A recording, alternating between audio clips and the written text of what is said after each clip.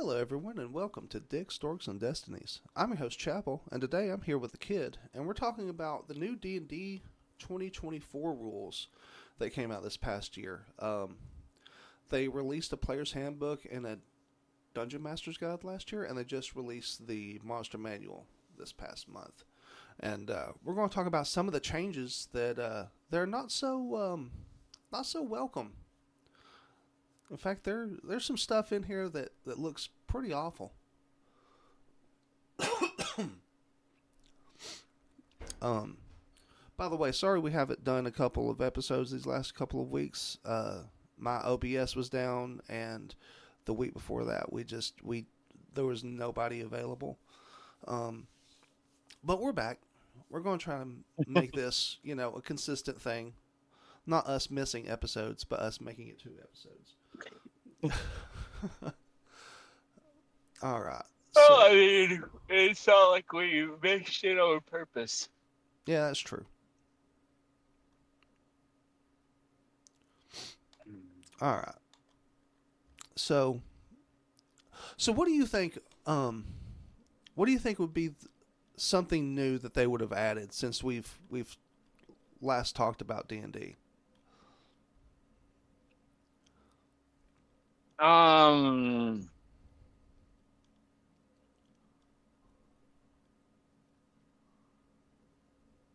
Something new, Yeah. like rule wise. Yep.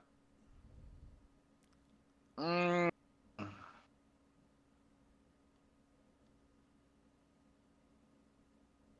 I would have to say, it would go more into metagaming, What would that be? something to kind of like counter that. I mean, most D&D players have a nice wellspring of knowledge when it comes to what spells are most effective against boss type creatures and shit like that and everything else. Mm-hmm. But there's no way to build that into a character, but some people still manage to build that into a character. Well, it's like the easiest example I could think of that is if you're playing a new campaign with say a level 2 character and you start fighting a troll. Well, if your character doesn't uses like ice and like water effects most of the time, and you suddenly use a firebolt against it, I'm going to call you out for metagaming because the player knows that fire damage and acid damage stops the troll from regenerating health, but the character doesn't know Right. that. That's the thing is things like that. I figured they would put something more into it to where you can't metagame that shit. No, no. I'll tell you, what do you think would be the biggest thing, or one of the biggest things that they've changed? I'm gonna say they made it easier to homebrew shit.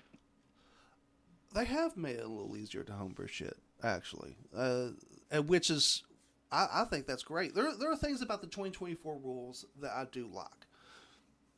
I need to go through. I'm not going to buy it because I don't like WotC anymore. I don't appreciate their stance on a lot of things. I don't appreciate that they look back on all the people that helped make their game, and they call them all they call them all bigots and misogynists and just act like they're these terrible people when they're not. Especially when some of these people aren't even alive to defend themselves anymore. I've got no time for a company to do that. Um, it's a game. We're here to escape reality. Don't bring your politics into our bullshit. Get your fucking shit out. So, Yeah, I mean, I would agree, and I mean, I'm looking over just a little synopsis real quick of the player's handbook. Um, says expanded ways to create any character with 12 classes, 48 subclasses, and 10 species. Customize your character's origin with 10 species, 16 backgrounds, and 75 feats. Yeah, see, Nearly 400 spells. yeah, see, that was one of the things they changed. They changed races to, or they changed race to species. You no longer have a race; you have a species. Okay, so you no longer have a race; you have a species. Yeah, which doesn't So make what sense does to that? me because What does that do to the elven people, considering the fact that you've got shadow elves, you've got yeah, um because in my mind, get rid of sub race and put species there. That makes sense to me. Like if you want to change something, that makes sense. Changing race to species, and then I'm sure they'd just go with subspecies, with because that's what they used to have. They used to have race and subrace. I'm sure now it's just species and subspecies. but that doesn't make any sense. No, it really doesn't. How are you a subspecies of a species? Well, I mean, they have to do something, for like wood elves and well, I assume that I haven't read through the stuff yet, but I like some of the stuff is some of the new like creation changes are pretty cool. Like you get bonuses based off your background. I like that because that makes sense.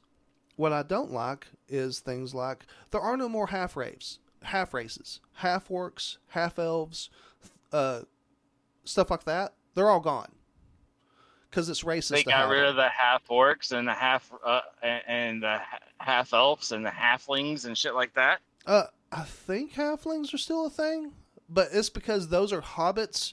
They just had to change the name for legal reasons. Okay, But still, yeah, hey, if I'm playing and I've played a half elf before. mm-hmm. So if I'm playing a half elf and my daddy was backstory here, my daddy was a fucking highborn wood elf, and my mother just happened to wander into the woods that day, and my daddy said, "You know what? I want to give me some of that human tail." And nine Yeah, months later, out pops me. That just kills my entire backstory because the half elf is gone. And I mean, that's like a sucky backstory still, but yeah, I'm not trying to be creative right here on the fucking fly either. right.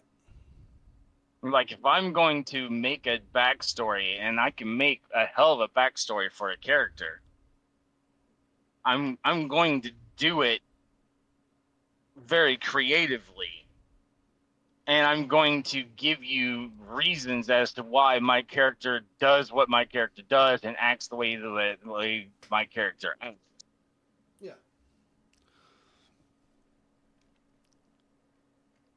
But no, let's see here. Half orcs are gone. Orcs, are now a playable race, and all of like the which I think this is silly. Let me look up the orc. Uh,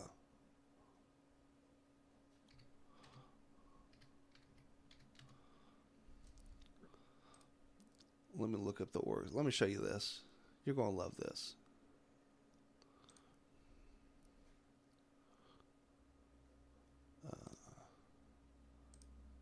No, that's not what I wanted.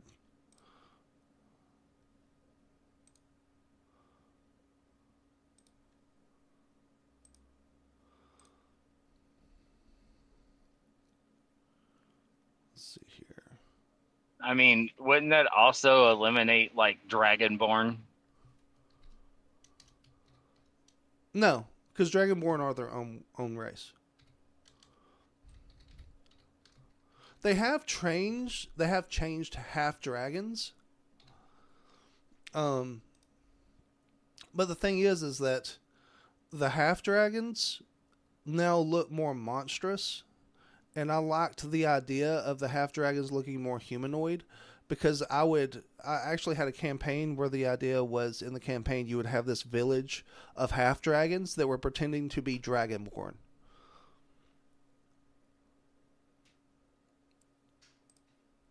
Like I liked that idea that there was kind of a give and take there, and not so much that was crazy. All right, I'm gonna send this to you. Where are we at? I'll put this in the picks for current episode. That's where this is going. Okay. And just so you know, this is the picture that is in the book. That's the picture that they want to use, or that they're using in the book to show what orcs are like. Let's see.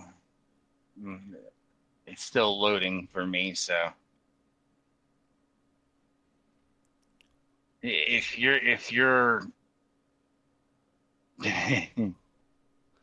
not too thrilled about it, I'm pretty sure this is going to be a nightmare.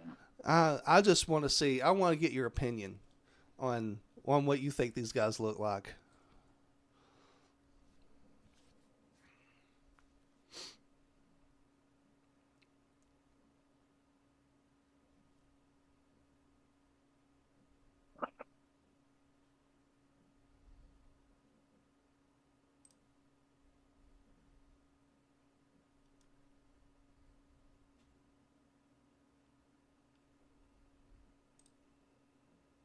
Okay.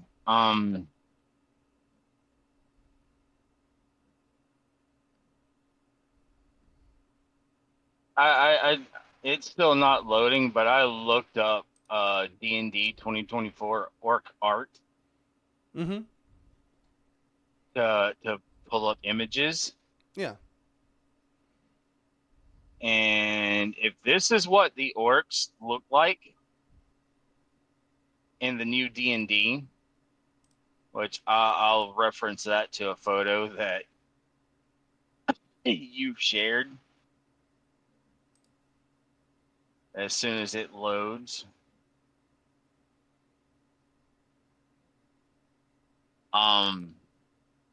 That that is just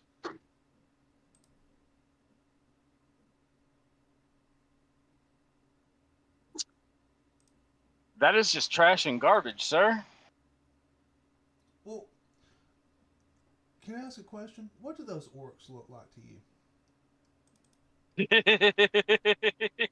If you want me to be perfectly honest with you, what I'm looking at in this photo, and this is like a Western scene With that that big I'm fat seeing. orc, big fat old woman With orc at the very top of that yep, of that of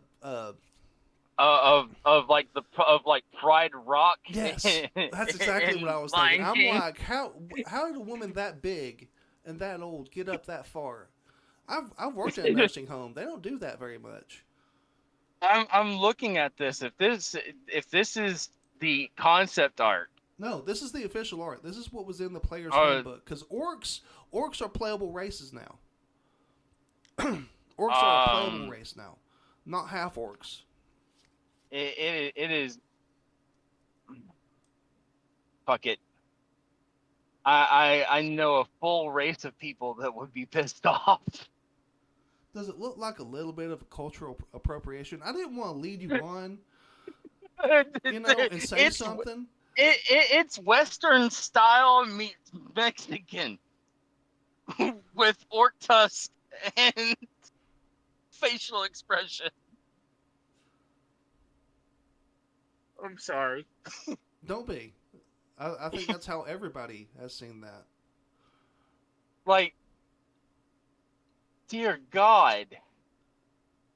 let me pull this up for our listeners so that they can at I least mean, see I mean, this. there's a photo in this photo. There is a orc kneeling on one leg, shirtless, in pants and chaps, with what looks like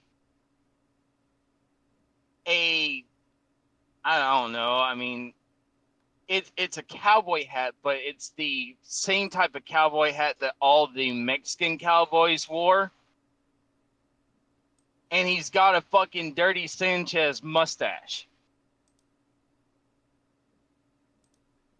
Let me see here. As we're going to remove this. Let's see It is like they took the Wild West in film and cinematography. There it is. Okay. So now that our listeners can actually see what the two of us are looking at, I'm not sure how this big old woman right here on the at the top of Proud Rock got up there.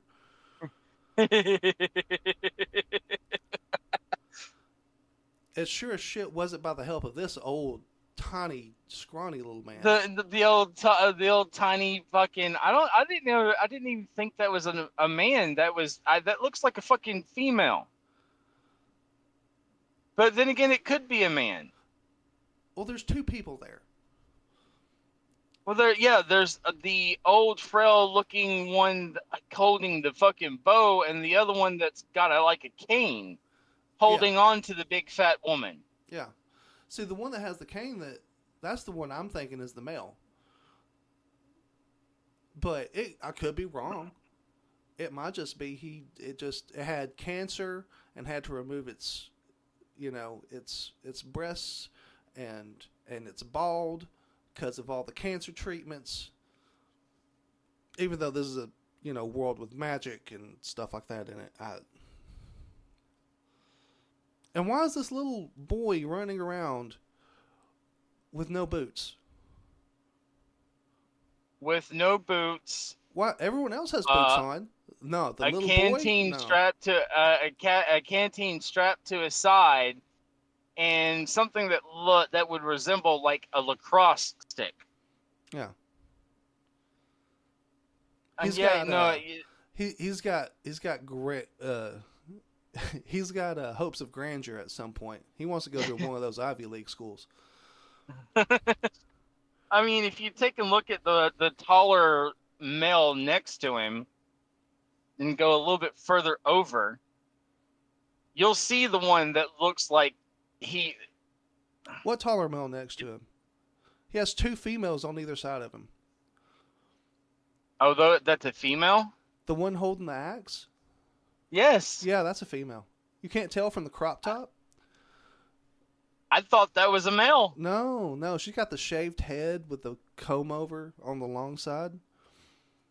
I mean... And the shadowing on the art kind of gives away that she's got kind of a chest there. Oh, well, I was not really paying that close attention. I mean, it looks like a male to me, but still. Okay, the female holding the fucking axe, if you take a look to the right of her, you'll see Pablo Del Orco. Yeah.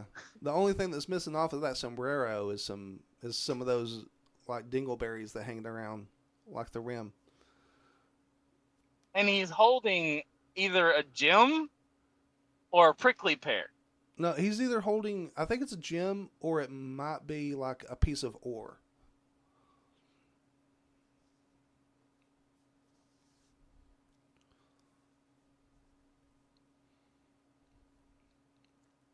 But yeah, that's like one of the first things. The next thing is that half orcs and half elves or rather, the first thing was the half races are all gone. Halflings are still around, but they're called halflings because of their size, not because of their parentage, which I think is really funny that they do that and have a race named after something that they can't control, I, and then they make the orcs a playable race. You know what else they did? They removed the orcs from the monsters. The orcs are no longer considered monsters anymore. Oh yeah, because I'm going to so trust. I mean, I have trust issues. Fucking trusting Warforged. Mm-hmm. So if I'm a player, I'm going to have severe trust issues trusting an orc in my party.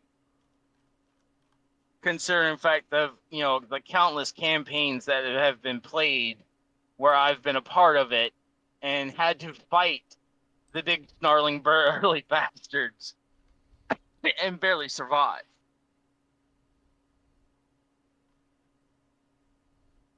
Now I'm going to be looking at that, and with this character design that they've got for it, I'm just waiting for one of them to go, "Sup, man?" Yeah. Hola, mi amigo. And I'm sorry to say this, and it sounds like I'm being some type of racist asshole when I'm really not. It is, who created this? Please tell me it was not Wizards that fucking did this. Yeah, Wizards of the Coast approved all of this. Oh my god. When I say this is official, this is official. This started last year. Wizards actually approved these character models. Well, Wizards is so fucking woke.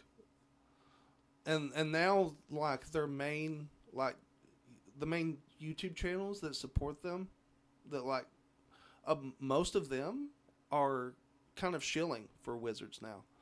XP to level 3 is a big one. He will go on and on about how the 2024 version is not woke, but then ignore things like that. Oh no! See that photo there. That is the very definition of being woke. I kind of wish we had Crash here to get his opinion on this, because he doesn't know hardly anything about. He doesn't know anything other than the stuff he knows from us from D&D. He's never played any of the games. He doesn't know any of the content or any of the stories. I would just like to get his opinion on this and the changes they've made, and just be like, do you think this is woke or not? And that way, I know I'm not being biased in this or something, you know? No, I can tell you right now, Crash is probably gonna, if he looked at that photo and he was a part of the podcast today, he would probably look at them and go, "Olay, someone call INS because they're crossing our border. We found where all the illegals went. They became orcs. They're now classified as orcs in Dungeons and Dragons." Oh my gosh. And my thing is it's not like I want it's not like I don't want other cultures to be included in that game. But I think it would make more sense to have those cultures fall into like countries, and you have more than just a race or a sub race of a group that applies to that culture. I think if that entire group was set into a region, and you had like some halflings, a couple elves, and one or two orcs, and that would make all the difference. And it would mean this isn't woke. We're just trying to make this, a culture we're trying to include in D&D. I would be totally down for that. That would be totally cool. They could have kept the fucking model of the fucking monsters of orc and turned them into this shit. Not giving them more of a human-esque feature.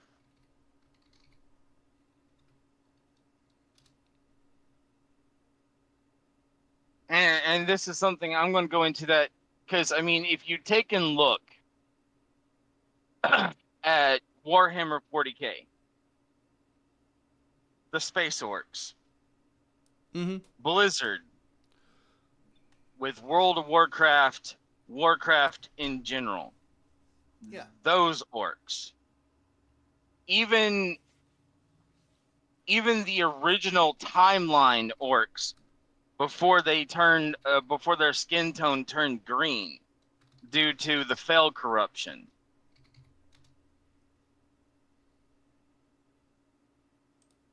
They don't look human. Yeah. They have humanistic features like 2 arms, 2 legs, and a face. But these literally look like Mexicans turned into orcs. Like you took a typical Western Mexican scene and gave them fucking tusks and other orcish features. Yeah.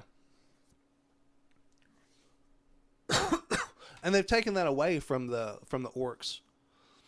If you notice in that picture, the orcs don't look like orcs anymore. They look like half orcs, just called orcs. Right. And let me hang on. Let me pull up.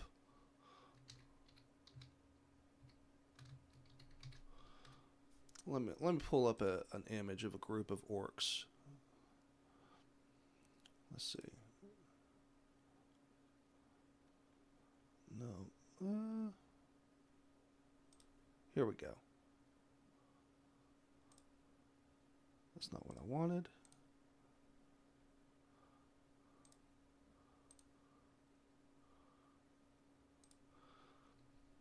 All right, here we go.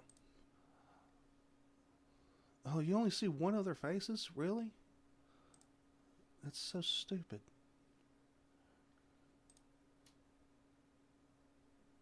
That's better. All right, I'm gonna. So for our listeners, this is what orcs used to look like.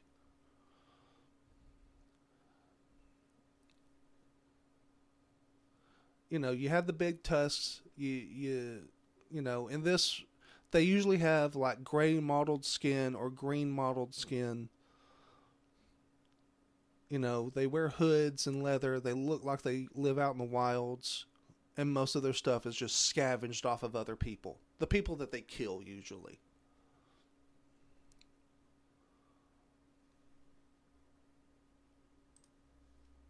And this whole thing with the orcs has been going on for a while. This whole thing started with that video that in these articles that orcs and Tolkien were an allegory for black people, and that was not true.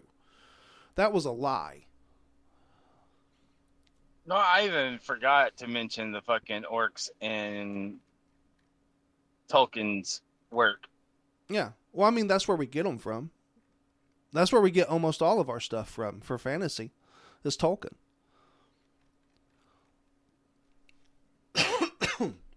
Anytime you think of orc, elves, dwarves, hobbits, or halflings, any of that stuff, or like goblins, all of that came from Tolkien. All of that came from Tolkien. That stuff didn't exist in media at all before Tolkien. In fact, before Tolkien, we didn't really have a fantasy kind of like genre of books. The closest thing we had was like Journey to the West, Beowulf, you know, the really, really old stuff that was just like. So would you say that Tolkien inspired the creators of D&D? I would say Tolkien inspired the entire fantasy genre. The entire genre of fantasy, whether it's comic books, novels, novellas, movies, TV shows, games, and when I say games, I mean any type of game, tabletop, video game, any of that. That all came from Tolkien. All of it.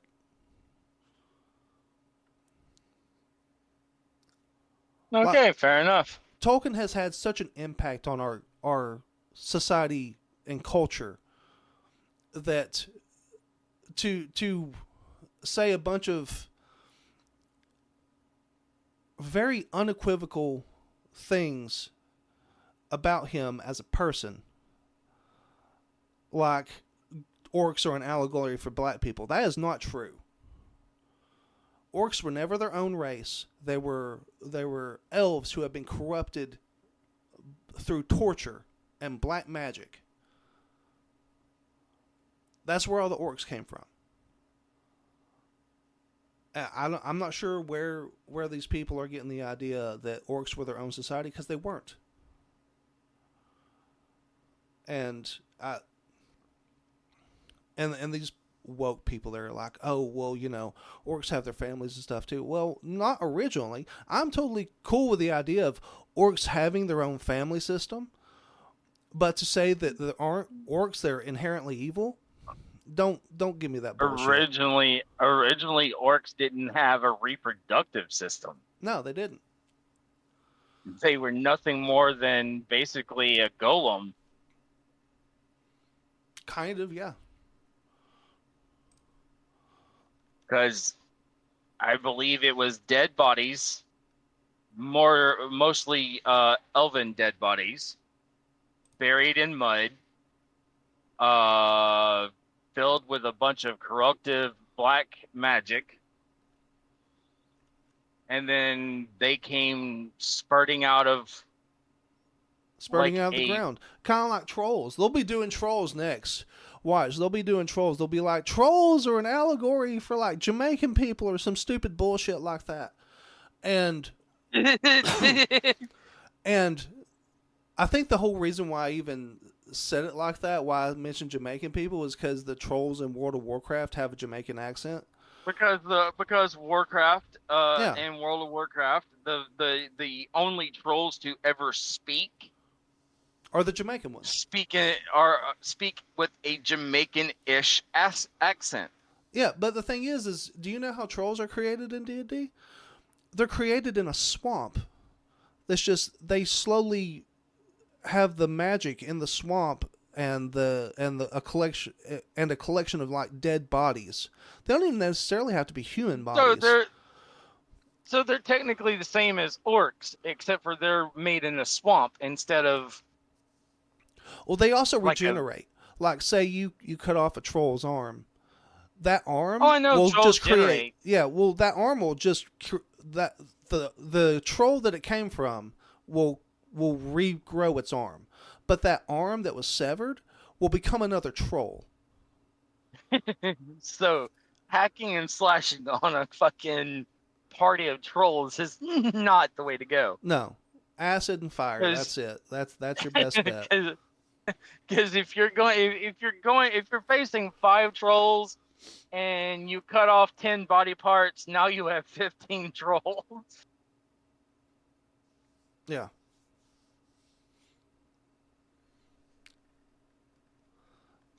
But yeah, it's so stupid.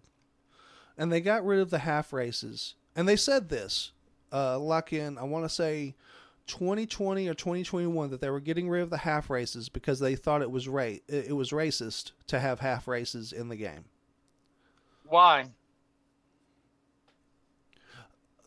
I mean, if you want to get technical about it, if half races in D&D are racist, then what does that say for the mixed race people that play this game?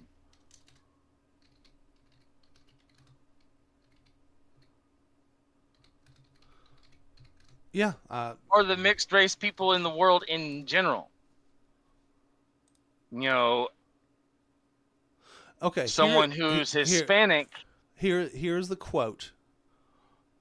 I don't know who this is by, but it was in April 6, 2023.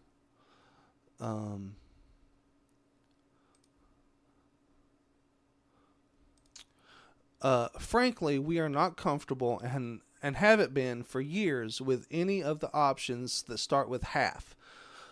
The half construction is inherently racist, so we simply aren't going to include it in the new player's handbook. The half is racist? Yeah. Let's see here. Okay, so The Wizards of the Coast official statement on it was the existence of mixed heritage people is itself racist. That's a retarded statement. that is beyond retarded, considering the fact that the world is made up of mixed heritage people. Yeah, well, you know what's funny is one of their one of their biggest like characters in their lore, Drizzt. He has a daughter with a human. That daughter is a half drow. What are they going to do? Just ignore her existence? Oh, well, they can't because the author of Drizzt just came out with a new book, and she's the main character in it. Are they just? I guess they're just going to ignore her whole race. Like, what are they going to do? The fact that she's half drow and half human, Yeah, that makes her a half elf. Because yeah, drow is a subclass of elf. Because some people don't know it, but drow is what is considered dark elf. yeah.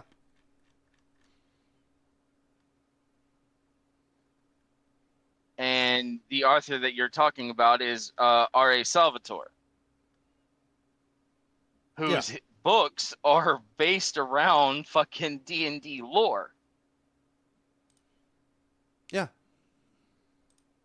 Because Drizzt is his main character. And quite literally, I think Drizzt comes from a D&D campaign. No, he doesn't. Initially, what was being written was the crystal shard, and the original intention was to have Wolfgar be the main character of the book.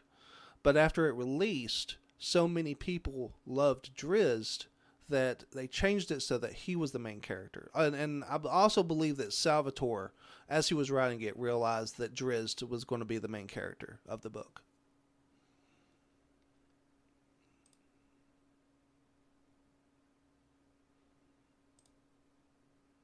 Yeah, these changes.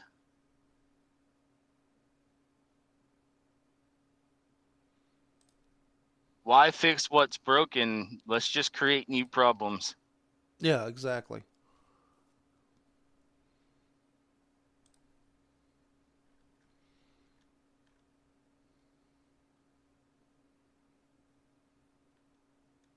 I don't know, man. I mean, to be honest with you, I think Wizards and whoever created this bullshit of the 2024 stuff is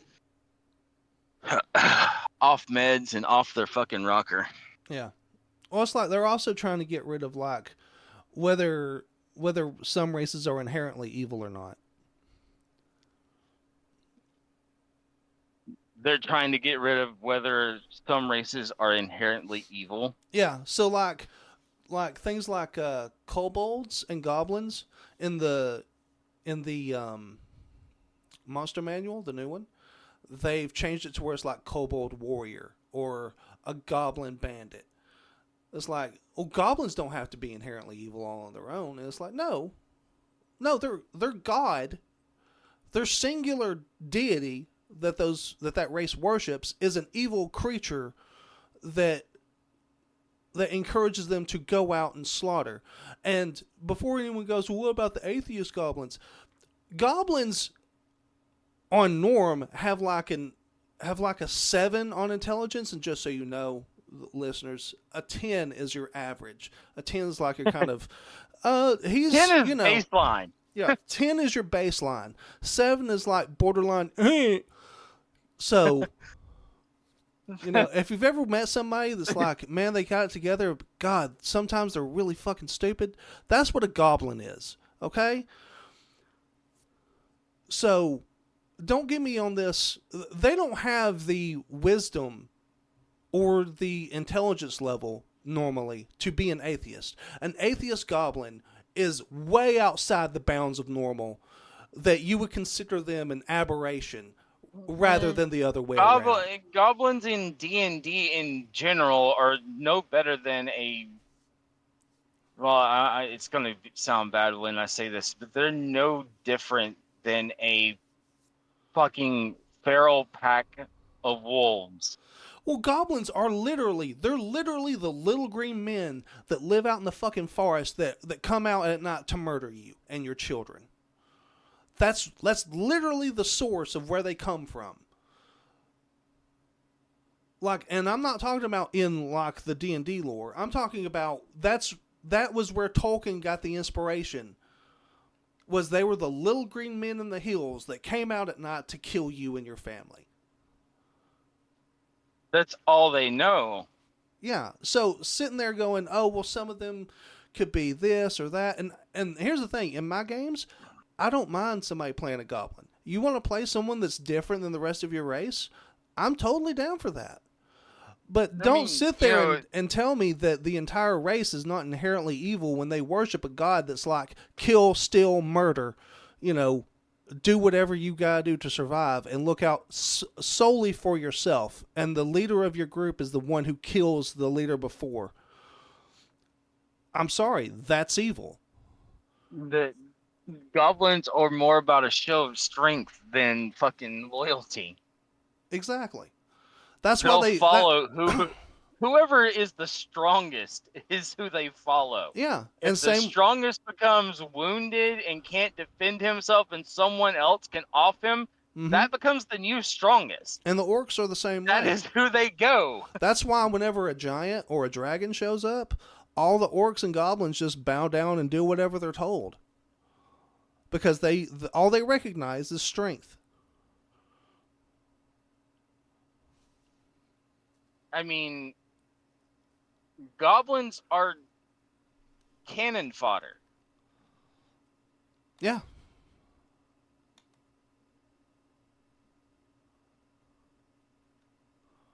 And goblins have always been cannon fodder. Hell, even in an anime that you and I have both seen, Overlord. Yeah. There's a horde of ogres and goblins worshipping and following a troll because he is the strongest among them all. Yeah. And the goblins follow the ogres because the fucking ogres are stronger than the goblins.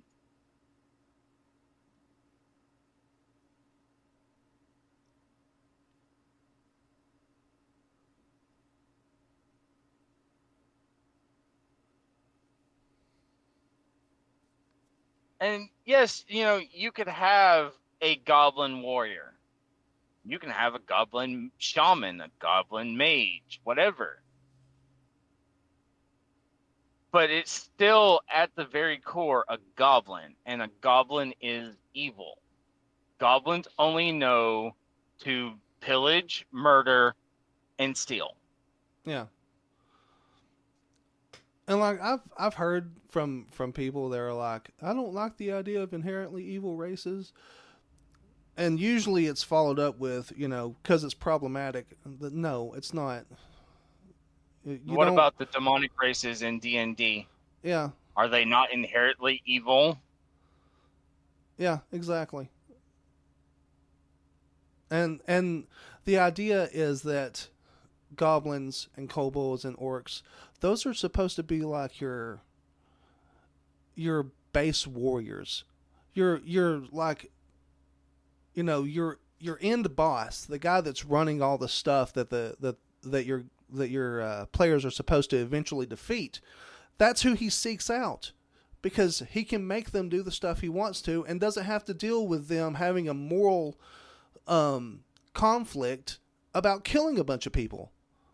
Oh, because he showed a fucking power of strength over them, They fear him, they worship him, and they do his bidding until either their lives are expended or his, and someone stronger takes over.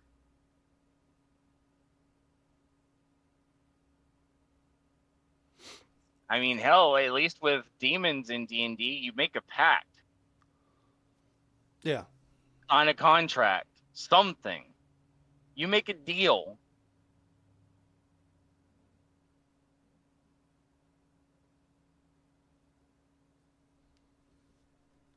Oh, I think this hurts my brain.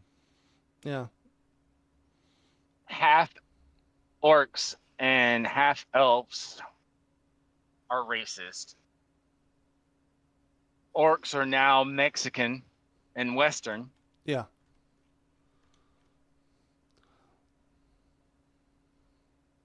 They just want to come over, come over and be your neighbor while they're slipping a knife in your back. And see, when I say that, you know what it sounds like? It sounds like that I mean that. It sounds like I mean that Mexican people want to do that, and that's not true at all. I don't. I think most Mexican people just want to come and have a better life for themselves. But when you have an entire, like, we'll just go off of Wizards' idea of what to call them. When you have an entire species of creatures that have been evil up to this point, and then associating them with just a single race, just to try to be inclusive, that doesn't. Yeah. First off, don't be trying to do that. If you want to bring a culture into D&D, that's totally cool. Make that culture belong to more than one group of races, but don't apply it to a specific one race and then expect that, especially one that's been evil up to this point, and expect that to go over well and look good on you, because it won't, and it hasn't. I mean, that's the reason why that we have, I don't know what you would call it, but your moral compass aspects. You've got your good, your neutral, your evil, your lawful good, your lawful neutral, your lawful evil, your chaotic good, your chaotic neutral, and your chaotic evil. It's the reason why we have that. Yeah.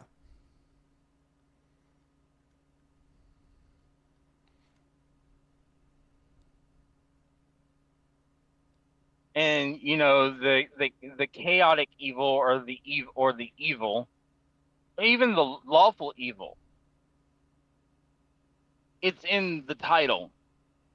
Evil. Yeah.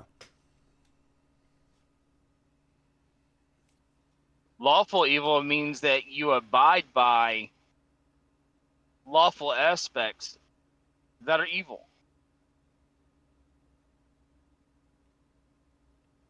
Evil is just evil. Yeah. Chaotic evil it's evil, but fun.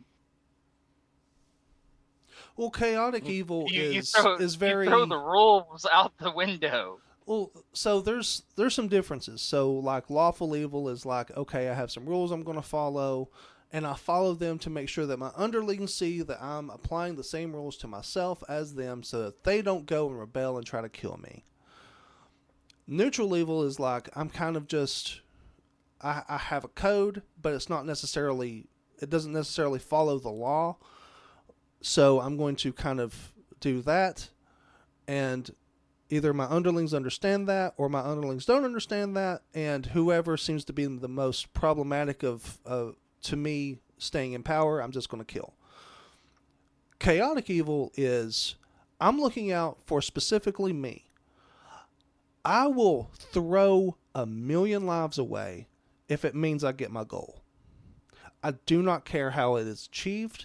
I do not care who I have to hurt. I do not care what I have to do, or what I have to subvert, or even if I have to you know, temporarily associate myself with my morally opposed enemy, I will achieve my goals by whatever means necessary. Yeah, and the best, I know you have your issues with the film, but the best depiction of what you're just talking about is, I don't know what to call her. I guess the necromancer. I think her name was like Seraphine or Safrina or whatever. She was in the D&D movie Honor Among Thieves. Her ultimate goal was all she fucking cared about. Oh, yeah. Well, the thing was, is she was chaotic evil, and actually, I liked that movie. Um,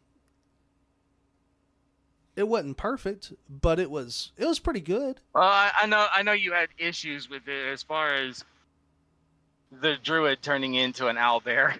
Well, I mean, that can be that I can kind of look over that. Maybe she has some kind of artifact or something that lets her do that. Normally, you can't do that. Um, but the thing was, is she was a red wizard of Thay, and she was a lich.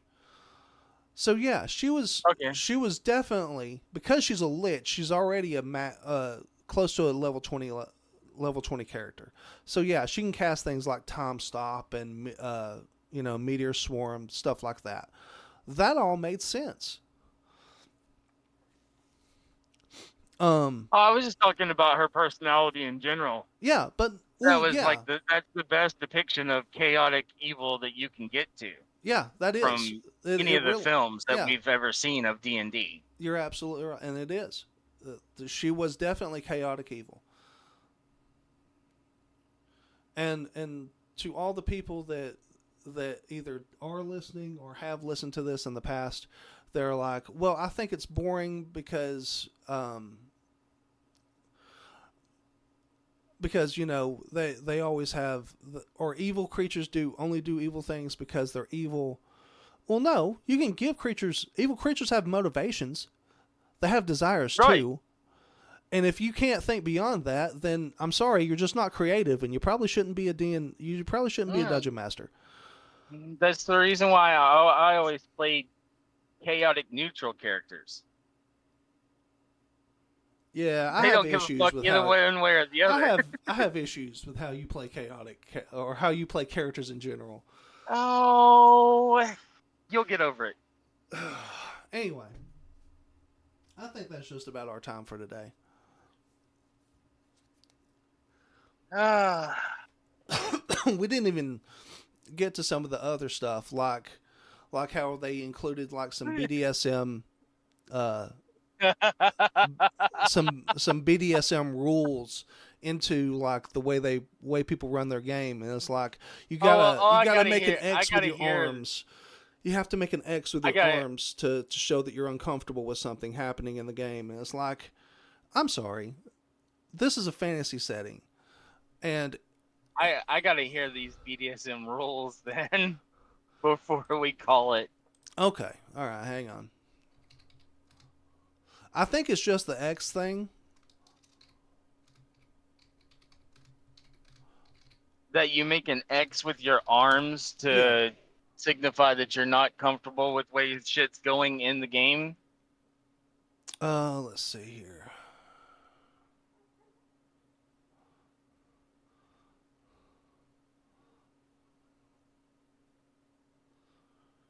Oh my god.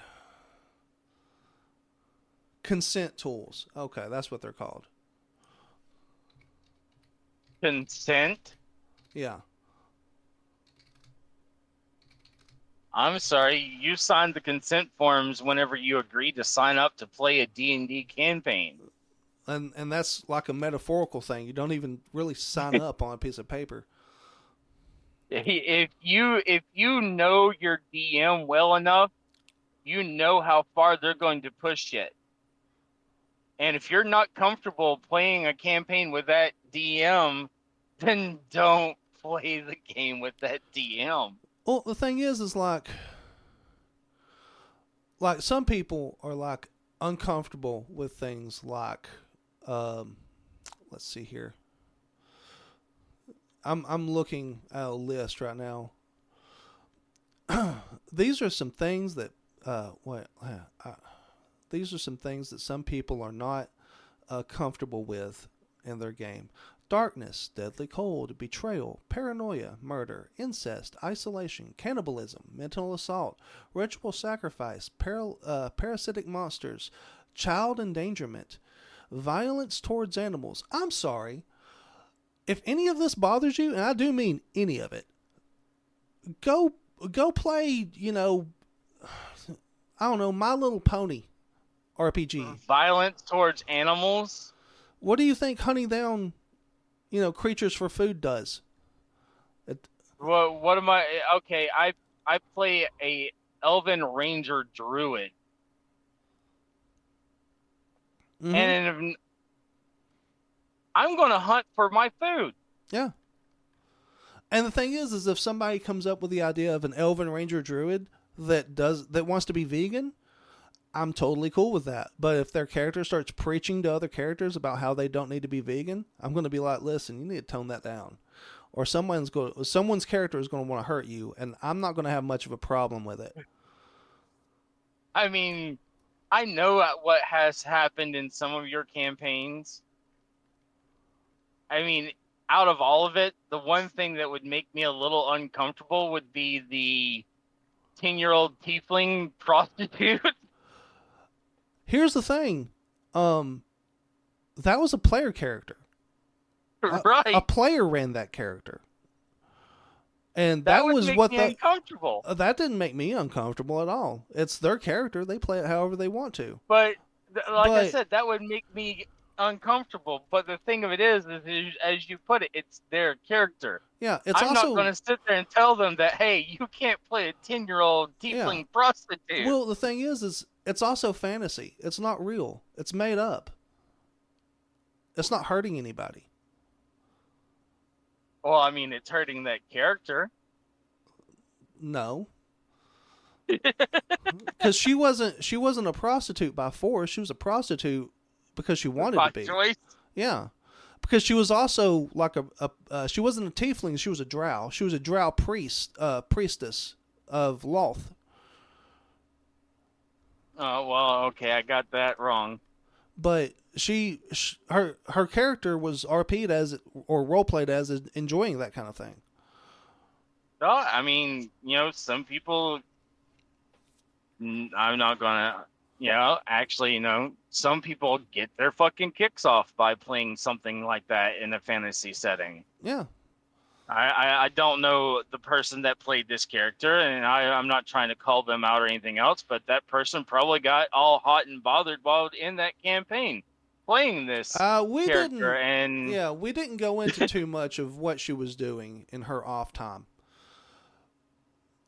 She would just be in like, her off time, I'm pretty sure she's like, all right, that was one hell of a campaign. Let's just knock one out real quick. Well, I mean, just, between sessions, she was just like, hey, while the party's not doing anything, if we're in a town or something, I'm going to go see if I can procure, someone's services. And I'm like, okay, you do what you want to do.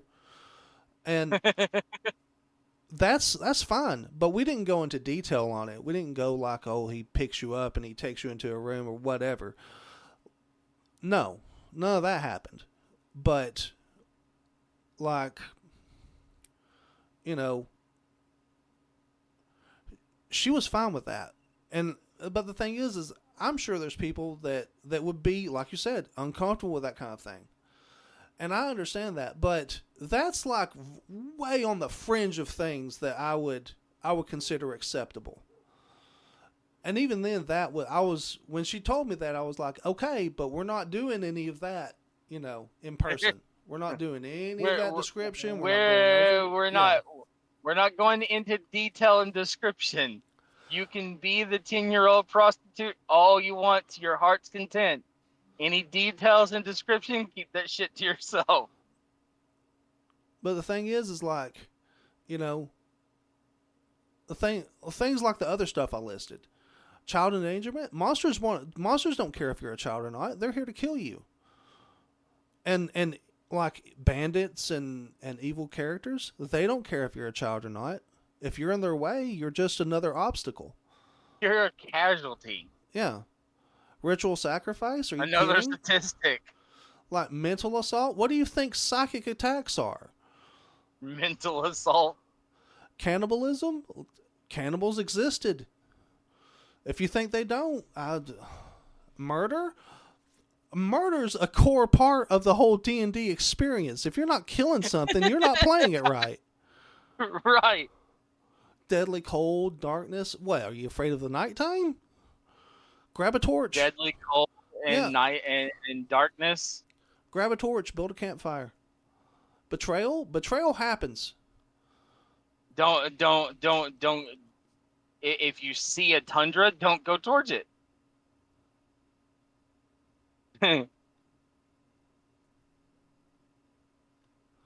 Nighttime? You have an issue with nighttime? Light a torch. Keep it by you. Yeah. If you don't want your character to encounter some of these things, just plan ahead and protect yourself from those things.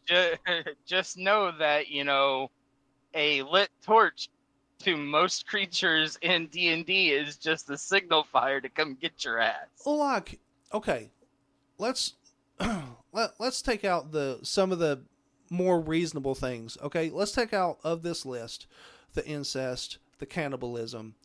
Let's take out the child endangerment, and we'll take out what else? We'll take out one more thing: betrayal. Okay, you don't want to deal with darkness. Bring a torch. You don't want to deal with deadly cold. Have enough stuff to make a fire. You don't want to deal with paranoia, or murder, or isolation, or cannibalism, or mental assault. Hey, maybe you shouldn't play D&D because a bunch of the creatures in D&D do that shit.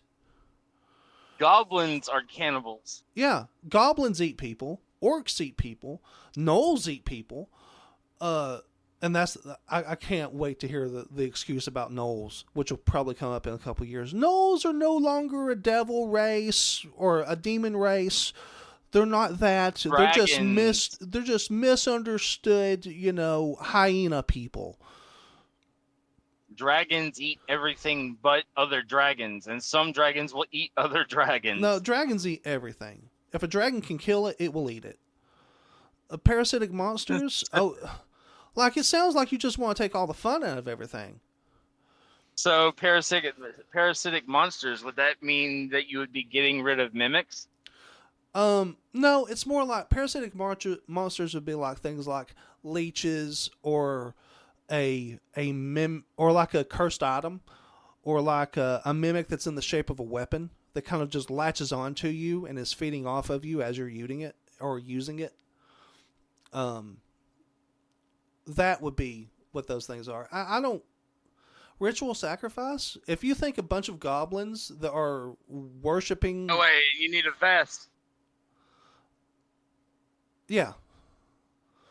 It's like ritual sacrifice. If you think a bunch of goblins that have like a high goblin priest that's like, killing creatures and sacrificing creatures and tossing them into a pit to Maglubiet. If you think that doesn't exist in D&D, you're wrong. They definitely do that kind of stuff. Maybe D&D is a little too much for you. Maybe you need something, I don't know, softer.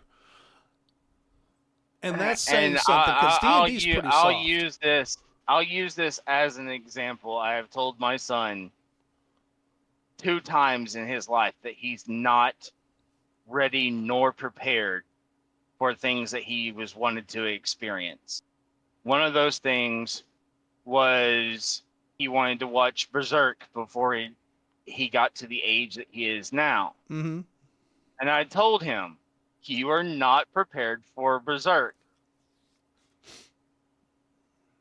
He's like, what do you mean? I said, there are things in Berserk that you're going to see.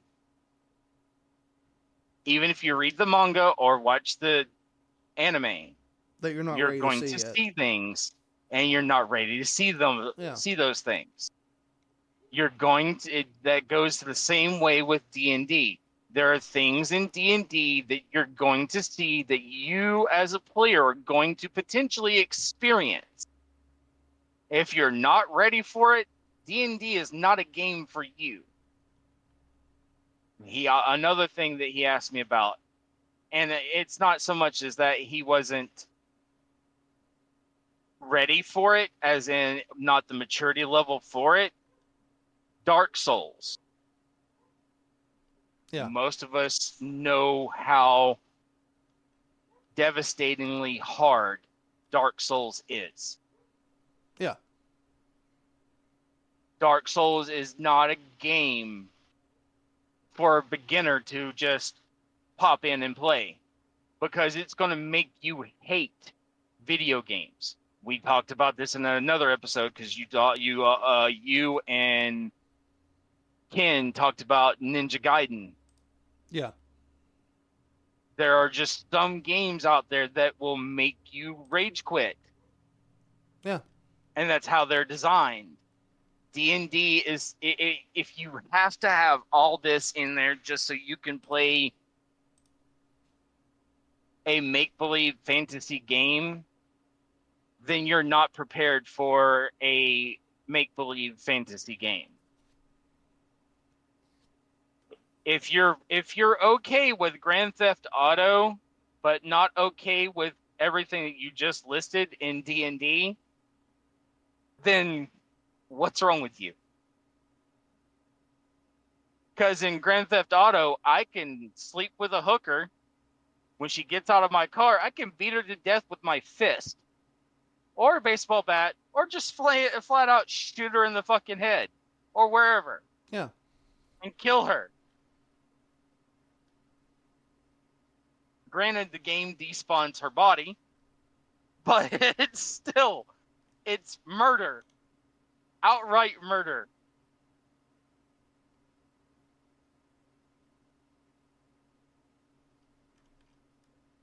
Yeah. Like I said, we're at a point where things have gone so off the deep end. Like, I don't understand where some of this BS comes from, but I can't. I cannot anymore. I don't think I'm going to be playing the 2024 version of D&D ever. Well, if I ever run a game for you, you won't be playing that. If I can It doesn't matter if you run it for me or not. If I run with any DM in general, and they talk about playing the 2024 version, I'm out. D&D is a fantasy game. It is make-believe. It is pretend.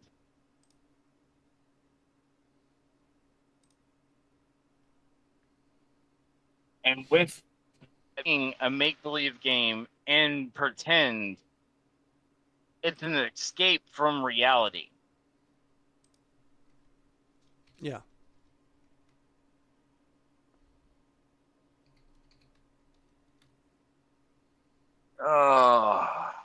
Okay. So, one other thing. Yeah. What issues do you have with me? Huh? And the way I play my characters.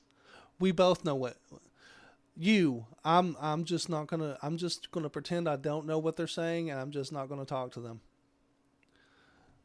The fact that I refuse to talk to them and act stupid like I don't understand them whatsoever. Yeah. That was my character. That was the shit for it. No one ever, anytime I've ever played that character, no one has ever gone as far as to try to understand why my character, who was an elf, only spoke in Elven. That's fair.